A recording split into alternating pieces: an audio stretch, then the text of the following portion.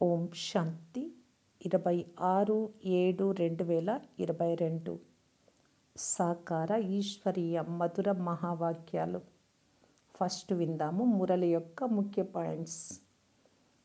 పతిత పావనుడు పేదల పెన్నిధి అయిన తండ్రి పేద పిల్లలమైన మనకు ఈ విధంగా చెప్తూ ఉన్నారు. నేను పతిత పావనుడే కాదు, పేదల పాలిటి పెన్నిధి కూడా. ఈ సమయంలో ప్రపంచమంతా నరకమే. పేదలు కూడా చాలామంది ఉన్నారు. ప్రపంచంలో ఎన్ని సాధనాలు వైభవాలను అన్నింటినీ కలిపిన స్వర్గంతో పోలిస్తే లెక్కలోకి రావు. స్వర్గంతో పోలిస్తే ఈ మొత్తం ప్రపంచమంతా పేదదే. పేదల పెన్నిధి అయిన తండ్రి మీ ముందు కూర్చొని ఉన్నారు. మీకు స్వర్గ వారసత్వం నిచ్చేందుకు వచ్చారు. మిమ్మల్ని ఎంత ధనవంతులుగా చేస్తున్నారో మీకు తెలుసు. మహారాజా మహారాణిలైన మీరు ఎంత ధనవంతులుగా ఉండేవారు ఒకప్పుడు. భక్తి మార్గంలో ఎంత గొప్ప ఆడంబరమైన వైభవోపేతమైన విశాలమైన మందిరాలు నిర్మిస్తారు. కావున పేదల పెన్నిధి అనే పేరు తండ్రికి శోభిస్తుంది కదా. ప్రపంచాన్ని మార్చేవారు శ్రీకృష్ణుడి కాదు, శివబాబా. ఈ ప్రపంచమంతా శ్మశాన వాటిక అని, ఇది మళ్ళీ స్వర్గంగా అవ్వాలి అని మీకు తెలుసు. పేదదైన భారతదేశానికి తండ్రి ద్వారా స్వర్గ చక్రవర్తి పదవి లభించే రోజు ఇప్పుడు వచ్చింది. ఇప్పుడుండేది రావణ రాజ్యము అనే కదా అర్థం. స్వర్గస్థులయ్యారు అని అంటారు అంటే తప్పకుండా నరకంలో ఉంటూ స్వర్గానికి వెళ్ళారు అని అర్థం. రావణుడితో యుద్ధం చేసే గుప్త యోధులను గూర్చి ఆత్మారాముడైన తండ్రి వివరిస్తూ ఉన్నారు. మీరు సత్యమైన గుప్త సైనికులు, కానీ చాలా బాగా ప్రసిద్ధి చెందినవారు. ఆ యోధులు ఎంత ప్రసిద్ధమైన వారు అంటే వారి సమాధులపైన చాలా చాలా గొప్పవారు కూడా పుష్పాలతో శ్రద్ధాంజలి సమర్పించేందుకు వెళ్తారు. మీరెంత ప్రసిద్ధమవుతూ ఉన్నారు. మీ పైన ఎన్నో పుష్పాలను అర్పిస్తారు, ఎన్నో మందిరాలు నిర్మిస్తారు. ఇప్పుడైతే మీ గురించి ఎవ్వరికీ తెలియదు. మీరే భారతదేశాన్ని స్వర్గంగా చేస్తారు. మళ్ళీ మీరు విష్ణుమాలలో లేక రుద్రమాలలో కూర్చబడి స్మరింపబడతారు. మీరు ఎంత గొప్ప శక్తిశాలి యోధులు. మీరు ఎవరితో యుద్ధం చేస్తున్నారు? రావణుడితో. శివబాబా శివశక్తుల సాక్షాత్కారాల గూర్చి ఇలా చెప్తూ ఉన్నారు. ఇక్కడ ఎంత దుర్గతి పాలైనారో చూడండి. మృత్యు అంటే భయపడుతూ ఉంటారు. పిల్లలైన మీకు సాక్షాత్కారం కూడా చేయించారు. మీకు ఎవరైనా ఎదురుగా వస్తే వారికి మీరు దేవిగా, కాళికాదేవిగా కనబడతారు. వారు భయపడి వెంటనే పారిపోతారు. బాబా తన పిల్లలను చాలా కాపాడుతారు. అందుకే మీ పేరు శివశక్తులు. ఎవరైనా దొంగ మీ ముందుకొస్తే మీ కాళికా రూపాన్ని చూసి పారిపోతాడు. రావణుడి చేతిలో పడకుండా బాబా మిమ్మల్ని ఎంతో సంభాళించి రక్షిస్తారు. మీకు యుక్తులు కూడా తెలిపిస్తూ ఉన్నారు. మీరు ఎంతెంత ముందుకు వెళ్తారో అంతంతగా ప్రతి గడియ సాక్షాత్కారం జరుగుతుంది. లెక్కాచారాలను చుక్తు చేసే తండ్రి చార్ట్ గూర్చి ఇలా చెప్తూ ఉన్నారు. తండ్రిని స్మృతి చేస్తూ ఉంటే మాయ మీ దరిదాపులకు వచ్చేందుకు మీ పేరు కూడా ఎత్తదు. అందుకే తండ్రి మీ వద్ద తప్పకుండా చార్టు పెట్టమంటూ ఉన్నారు. మీది పరుగు పందెం, శ్రీమతాన్ని అనుసరించాలి. మాయ చాలా వికల్పాలు తీసుకొస్తుంది. మాయావి తుఫానులకు మీరు భయపడరాదు. కామాగ్నికి బలి అవ్వకండి. మీ ఆశయం చాలా గొప్పది. ఇప్పుడు మీకెంతో గొప్ప చదువు లభిస్తూ ఉంది. తెలిపేవారు ఒక్క తండ్రి మాత్రమే. ఇంకా బాబా ఇలా అంటూ ఉన్నారు. ఏ సమయంలో ఏ దృశ్యం జరుగుతుందో అది మళ్ళీ 5000 సంవత్సరాల తర్వాత రిపీట్ అవుతుంది. ఈ బేహద్దు చక్రం ఎంతో పెద్దది. ఎన్నో ధర్మాలున్నాయి. మీ బుద్ధిలో క్లుప్తంగా ఈ రహస్యమంతా ఉంది. శ్రీమతమును అనుసరించి శ్రేష్ఠ రాజధానిని కల్పక్రితం వలె స్థాపిస్తున్నామని కూడా మీకు తెలుసు. ఈ నశ మీకు ఉండాలి. ఈ కాలేజీ ఎలా ఉందో చూడండి. చదివించేవారు ఎవరు? మీరు ఎంత గొప్ప పదవిని పొందుకుంటారు. ఇప్పుడు విందాము మహావాక్యాలను విస్తారంగా. మధురమైన పిల్లలారా, డబల్ కిరీటధారులుగా అయ్యేందుకు డబల్ హింసలను వదిలేయాలి. గుప్త సైనికులై మాయ అనే శత్రువుపై విజయం పొందాలి. ప్రశ్న: పిట్ట కొంచెము కూత ఘనము. ఈ సామెత ఎవరిని గురించి ఎందుకు ప్రసిద్ధమైనది? జవాబు: ఈ సామెత పరమాత్మ కొరకు చెప్పబడింది. సాధారణ శరీరంలో ఉంటూ ఈ చిన్న బ్రహ్మ నోటి ద్వారా మీకు గొప్ప గొప్ప విషయాలు వినిపిస్తారు. పేదల పాలిటి పెన్నిది అయిన బాబా పేద పిల్లలైన మిమ్ములను ధనవంతులుగా చేస్తారు. పిల్లలైన మీరు కూడా మేము శక్తిశాలి సైన్యమని, రావణుడిపై విజయం పొంది విశ్వంలో స్వర్గ స్థాపన చేస్తున్నామని చెప్తూ ఉన్నారు కదా. ఈ మాటలు కూడా పిట్ట కొంచెము కూత ఘనమే కదా. మానవులు ఈ మాటలు విని పరిహాసం చేస్తారు, అర్థం చేసుకోలేరు. మీ వలె మాట్లాడడం మరెవ్వరికీ రాదు. పాట చివరికి ఆ రోజు రానే వచ్చింది. ఓం శాంతి. పిల్లలు పాట విన్నారు, అర్థం కూడా చేసుకున్నారు. ఎవరినైతే పతిత పావనుడు అని అంటారో ఆ తండ్రి ఇప్పుడు వచ్చి ఉన్నారు అనే నిశ్చయం కూడా కలిగింది. వారు పతిత పావనుడే కాదు, పేదల పాలిట పెన్నిది అని కూడా అంటారు. ఈ సమయంలో ప్రపంచమంతా నరకమే. పేదలు కూడా చాలామంది ఉన్నారు. మొత్తం సృష్టి అంతా పేదదిగానే ఉంది. రష్యా, అమెరికాలు సంపన్న దేశాలు అని అనుకోకండి. వారి వద్ద ఉన్న కొద్దిపాటి సంపదను స్వర్గంతో పోలిస్తే ఏమీ లేదని మీకు తెలుసు. భలే, వారి వద్ద ఉన్న సాధనాలు, వైభవాలు అన్నీ కలిపిన స్వర్గంతో పోలిస్తే లెక్కలోకి రావు. చైనా దేశం మిలియన్ పౌండ్ల కొలది బంగారు కొనగలదు. ఆ సామర్థ్యం ఉంది అని అనకండి. అలా అనుకుంటే అమెరికా కూడా చాలా శ్రీమంత దేశమే. కానీ స్థాపనయే మన స్వరాజ్యము లేక రాజధాని ముందు ఇవంతా లెక్కలోకి రానే రావు అని పిల్లలైన మీకు తెలుసు. ఇంతంతా ఉన్నా పేదదే. స్వర్గంతో పోలిస్తే మొత్తం ప్రపంచమంతా పేదదే. ఈ తండ్రి పేరే పేదల పెన్నిది. భారతదేశం స్వర్గంలో ఎంతో ధనవంతంగా ఉండేది. భారతదేశమే స్వర్గంలో ఎంతో సంపన్నంగా ఉండేది. ఇప్పుడు ఎలా ఉందో చూడండి. ఇలా పోల్చబడుతుంది. పేదల పెన్నిది అయిన తండ్రి మీ ముందు కూర్చొని ఉన్నారు. మీకు స్వర్గ వారసత్వం నిచ్చేందుకు వచ్చారు. తండ్రి మనల్ని ఎంత ధనవంతులుగా చేస్తారో మీకు తెలుసు. మహారాజా మహారాణులమైన మనం ఎంత ధనవంతులుగా ఉంటాము. భక్తి మార్గంలో ఎంత గొప్ప ఆడంబరమైన, వైభవోపేతమైన, విశాలమైన మందిరాలు నిర్మిస్తారు.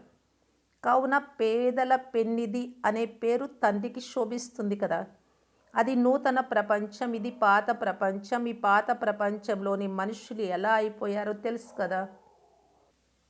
ఈ దుఃఖ ప్రపంచాన్ని మార్చేవారెవరో ఉన్నారు కదా.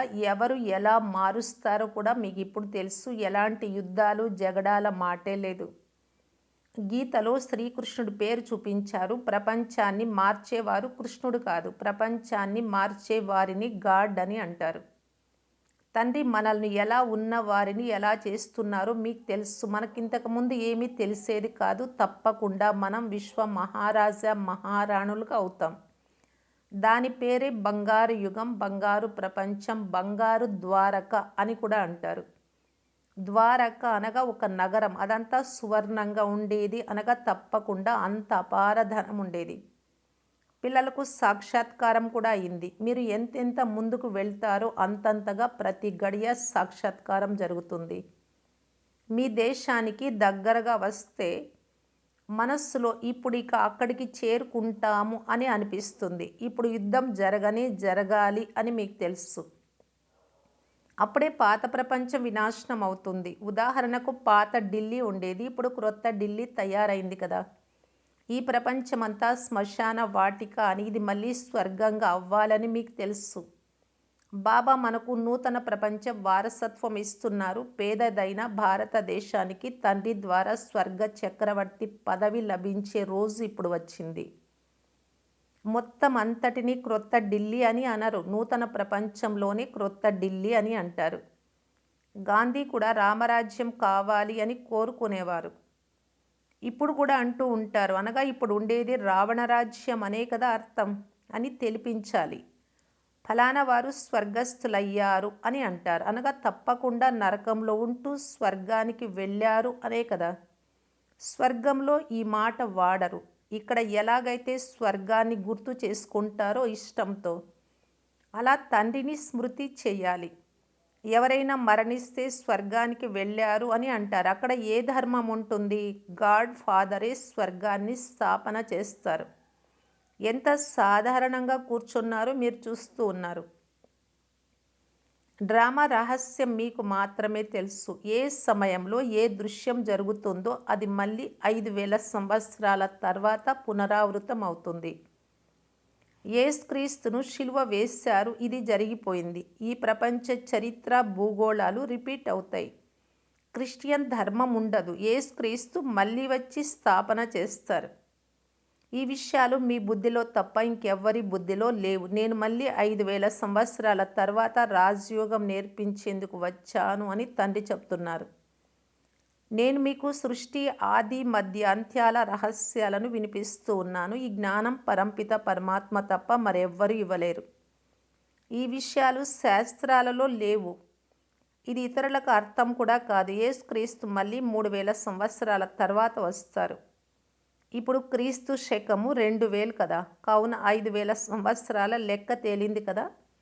అయితే ఇది ఎవరి బుద్ధిలోనూ కూర్చోదు. ఇప్పుడు మళ్ళీ స్వర్గస్థాపన జరుగుతున్నది అని పిల్లలైన మీకు తెలుసు. యుద్ధము మొదలైనవేమీ జరగడం లేదు.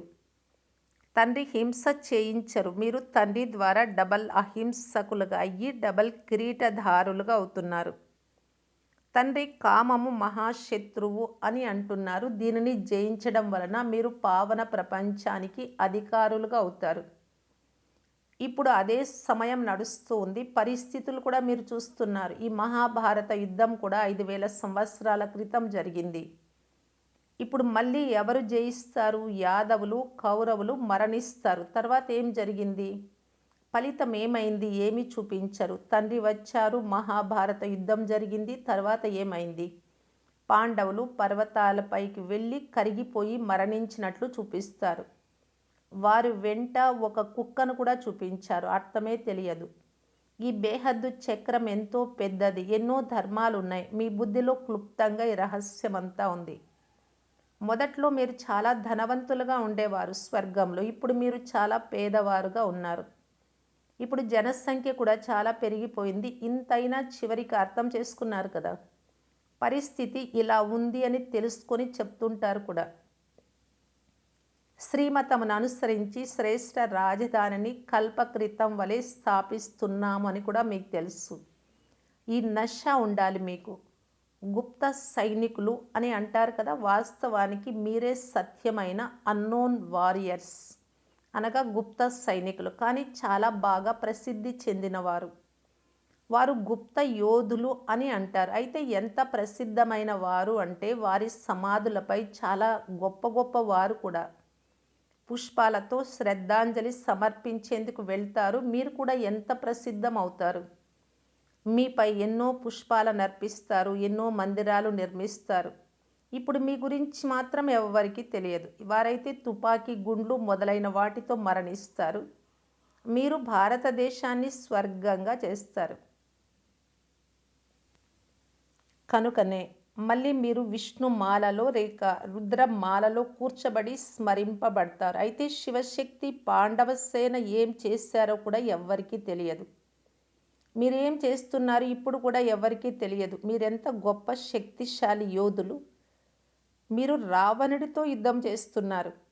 మేము యుద్ధ మైదానంలో ఉన్నాము అని ఎవరికైనా మీరు చెప్తే వారు విని మిమ్మల్ని ఎగతాళి చేస్తారు. పిట్ట కొంచెము కూత ఘనము అని అంటారు కదా. మేము స్వర్గ స్థాపన చేస్తున్నామని మీరంటారు.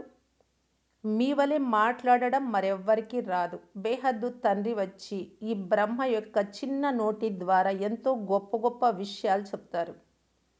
వారు కృష్ణుడి నోరు చిన్నది, మాట గొప్పది అని అంటారు. అయితే కృష్ణుడు చిన్న బాలుడు. పిల్లల నోరు తప్పకుండా చిన్నదిగానే ఉంటుంది. నోరు చిన్నది, మాట పెద్దది అని ఒక్క పరమాత్మకే చెప్తారు. బాబా పేదల పెన్నిది. వారు వచ్చి అందరిని ఎంత ధనవంతులుగా తయారు చేస్తారు. పాత శరీరంలో వస్తారు. మీరు కూడా పేదవారే. భారతదేశం కూడా పేదదే. పేదల పెన్నిది అయిన బాబా వచ్చి పేదవారికి చెందిన వారిగా అవుతారు. బాబా వచ్చి నరకాన్ని స్వర్గంగా మారుస్తారు అని మీరంటారు. ఇవన్నీ చాలా నిగూఢమైన విషయాలు. భారతదేశాన్ని స్వర్గంగా ఎలా మారుస్తారు అని అంటారు. ఇదెలా సాధ్యము అని కూడా అంటారు. కాలేజీ ఎలా ఉందో చూడండి. చదివించేవారెవరు? మీరు ఎంత గొప్ప పదవిని పొందుకుంటారు. ఎలా జరుగుతుందో ఇదంతా కూర్చొని చూడండి. ఆశ్చర్యం కదా! కల్పము ఇలాగే జరుగుతుంది. ప్రారంభం నుండి ఏమి జరిగిందో, తండ్రి ఎలా వచ్చారో మళ్ళీ అలాగే జరుగుతుంది. నేను కూర్చొని ఇతనికి అర్థం చేయిస్తూ ఉన్నా. నీ జన్మల గురించి నీకు తెలియదు, నేను తెలుపుతాను. కల్పం ముందు ఎవరికి నిశ్చయం ఉండేదో వారికి ఇప్పుడు కూడా నిశ్చయం కలుగుతుంది. మాయ కూడా తక్కువైనది కాదు. నిశ్చయం పెట్టుకొని ఇతరులలో నిశ్చయం కూర్చోబెట్టిన మాయ సంశయ బుద్ధిగా చేసేస్తుంది. అయినా అలా వెళ్ళిపోయిన వారిని కూడా మళ్ళీ నిశ్చయ బుద్ధి కలవారిగా తండ్రి మారుస్తారు. తండ్రి ఇచ్చే జ్ఞానం చాలా అద్భుతమైనది అని తెలుసు. అందుకే భగవంతుడి పద్ధతులు గత్ మత్ భగవంతుడికి అర్థమవుతాయి అని అంటారు. పేదల పెన్నిది అయిన తండ్రి వచ్చి ఎంత ధనవంతులుగా తయారు చేస్తారు. పూర్తి ప్రపంచాన్ని అంతటినీ మార్చేస్తారు. ప్రపంచాన్ని మళ్ళీ నూతనంగా శక్తివంతంగా చేసి కాయమును కల్పవృక్షంగా కూడా చేస్తారు. మీ శరీరం ఫస్ట్ క్లాస్గా తయారవుతుంది. సత్యుగంలో మీకు ఎక్కువ ఆయువు ఉండేది అని మీకు తెలుసు. ఒక శరీరం వదిలి మరొక శరీరాన్ని తీసుకునేవారు. ఇక్కడ ఎంత దుర్గతి పాలైనారో చూడండి. మృత్యు అంటే భయపడుతూ ఉంటారు. పిల్లలైన మీకు సాక్షాత్కారం కూడా చేయించారు. మీరు అడవిలోకి వెళ్తారు. ఎవరైనా ఎదురుగా వచ్చేవారికి మీరు కాళికాదేవి రూపంలో కనిపిస్తారు. వారు భయపడి వెంటనే పారిపోతారు. బాబా తన పిల్లలను ఎంత సంభాలన చేస్తూ ఉన్నారో చూడండి. అందుకే మీ పేరు శివశక్తులు. ఇతర మనుషులంతా మీరంటే భయపడతారు. కాళికాదేవి అంటే చాలా భయపడతారు. రూపం చాలా భయంకరంగా చూపిస్తారు. ఇది కూడా సాక్షాత్కారమైంది. ఎవరైనా దొంగ మీ ముందుకొస్తే మీ కాళికా రూపాన్ని చూసి పారిపోతాడు. రావణుడి చేతిలో పడకుండా ఎంతో సంభాలించి తండ్రి మిమ్మల్ని రక్షిస్తారు కూడా. మీకు యుక్తులు తెలిపిస్తూ ఉంటారు. తండ్రిని స్మృతి చేస్తూ ఉంటే మాయ మీ దరిదాపులకు వచ్చేందుకు, మరి మీ పేరు కూడా ఎత్తేందుకు భయపడుతుంది. అందుకే తండ్రి మీ వద్ద తప్పకుండా చార్టు పెట్టమంటూ ఉన్నారు. మీది కూడా పరుగు పందెం. రేసులు ఏర్పాటు చేసినప్పుడు దానిని చూసుకునేవారు కూడా ఉంటారు. ఎక్కడ ఏ గొడవ చెయ్యరు కదా అని గమనిస్తూ ఉంటారు. అయితే మీరు శ్రీమతమును అనుసరించాలి. అందుకే తండ్రి నన్ను తలంపు చేయండి అని చెప్తూ ఉన్నారు. మాయ చాలా చెడు సంకల్పాలు తీసుకొస్తుంది. ఇంతకుముందు ఇలాంటి ఆలోచనలు కూడా వచ్చి ఉండవు. ఇప్పుడు వృద్ధులుగా అయిపోయాము. అయినా ఇప్పుడు ఎందుకు ఇలాంటి సంకల్పాలు వస్తూ ఉన్నాయి అని అంటారు. స్వప్నాలు కూడా చాలా వస్తూ ఉంటాయి. మాయావి తుఫానులకు మీరు భయపడరాదు. కామ అగ్నికి బలి అవ్వకండి. ఇప్పుడు అందరూ కామచితిపై కూర్చొని కాలి మరణించారు అని తండ్రి అర్థం చేయించారు. మలిన పనులు చేస్తూనే ఉంటారు. విదేశాలలో 4 లేక 5 మంది పిల్లలకు జన్మనిచ్చే వారికి బహుమతులను కూడా ఇస్తారు. వార్తాపత్రికలలో ఇలాంటి వార్తలు చాలా వస్తూ ఉంటాయి. బాబా మీకు మొత్తం ప్రపంచ సమాచారం అంతా ఏమేం జరుగుతోందో అంతా వినిపిస్తారు. రేడియో ద్వారా, ఇప్పుడంటే టీవీ ద్వారా. ఎక్కడా జోరుగా యుద్ధం జరగడం లేదు కదా అనేది కూడా మీకు తెలుస్తుంది. మేము చాలా ధనవంతులుగా అవుతున్నాము అని పిల్లలైన మీకు తెలుసు. స్వర్గానికి అధిపతులుగా అవుతారు. అక్కడ ప్రజలు కూడా చాలా షావుకారులుగా ఉంటారు. వారికి కూడా అప్రాప్తి వస్తువు ఏది ఉండదు. ఏదైనా ఇన్వెన్షన్ చేసేందుకు, క్రొత్తది కనుగొనేందుకు అక్కడ అప్రాప్తి వస్తువు ఉంటే కదా. కృష్ణుడు చాలా గొప్ప ధనవంతుడు. శివబాబా వద్ద ధనము మొదలైనవేమైనా ఉన్నాయా? కృష్ణుడు వైకుంఠాధిపతి. మీ ఆశయం చాలా గొప్పది అని మీకు తెలుసు. ఈ లక్ష్మీనారాయణులు తప్పకుండా మహారాజా మహారాణిగా ఉండేవారు. ఇప్పుడు లేరు. ఇప్పుడు మళ్ళీ తండ్రి అలా తయారు చేస్తున్నారు. ఇతను ఇప్పుడు ఎంత పేదగా ఉన్నాడు. ఎంత ధనవంతుడిగా ఉండేవాడు స్వర్గంలో. మీకు ఈ లక్ష్మీనారాయణల చరిత్ర భూగోళం అంతా తెలుసు. తన గత 84 జన్మలను గురించి తెలిసిన మనుషులు ఎవరైనా ఉన్నారా? ఇప్పుడు మీకెంతో గొప్ప చదువు లభిస్తోంది. తెలిపేవారు ఒక్క తండ్రి మాత్రమే. వారికి ఎన్ని మందిరాలు తయారవుతాయి? మేము రాజ్యాలు ఏలినాము అని మీరు చెప్తారు. మన మందిరాలు ఎన్ని తయారయ్యాయి? ఇలా రోజంతా ఇటువంటి మాటలతో రమిస్తూ హర్షితంగా ఉండాలి. మంచిది. మధురాతి మధురమైన అపురూపమైన పిల్లలకు మాతాపిత బాప్ దాదాల ప్రియ స్మృతులు మరియు గుడ్ మార్నింగ్. ఆత్మిక పిల్లలకు ఆత్మిక తండ్రి నమస్తే. ధారణ కొరకు ముఖ్య సారము. ఫస్ట్ పాయింట్, మాయా తుఫాన్లకు భయపడరాదు. స్మృతి చేయడంలో పరుగు పందెం చేయండి. స్మృతి చార్టును ఉంచాలి. స్మృతియే రక్షక సాధనము. సెకండ్ పాయింట్, శ్రీమతమును అనుసరించి శ్రేష్ఠ రాజధానిని స్థాపన చేస్తున్నాం. మనము గుప్త యోధులము కానీ ప్రఖ్యాత యోధులము అనే ఆత్మిక నశ తన్మయత్వంలో ఉండాలి. వరదానము, పరమాత్మ ప్రేమ యొక్క శక్తితో అసంభవాన్ని సంభవం చేసే పదమాపదం భాగ్యవాన్ భవ. పదమాపదం భాగ్యశాలి పిల్లలు సదా పరమాత్మ ప్రేమలో లీనమై ఉంటారు. పరమాత్మ ప్రేమ యొక్క శక్తి ఎటువంటి పరిస్థితినైనా శ్రేష్ఠ స్థితిలోకి పరివర్తన చేసేస్తుంది. అసంభవమైన కార్యం కూడా సంభవం అయిపోతుంది. కష్టమైన పని సులభం అవుతుంది. ఎందుకంటే ఏ సమస్యనైనా దాటుకునేందుకు ప్రీతి యొక్క రీతిని నిభాయిస్తూ ఉండండి. కానీ అప్పుడప్పుడు ప్రేమించే వారిగా అవ్వకండి. సదా ప్రీతిని నిభాయించే వారిగా కావాలి. స్లోగన్, శ్రేష్ఠ కర్మలు లేక శ్రేష్ఠ నడవడిక ద్వారా ఆశీర్వాదాలు జమ చేసుకుంటే పర్వతమంత విషయం కూడా దూది సమానంగా తేలికగా అనుభవం అవుతుంది. ఓం శాంతి.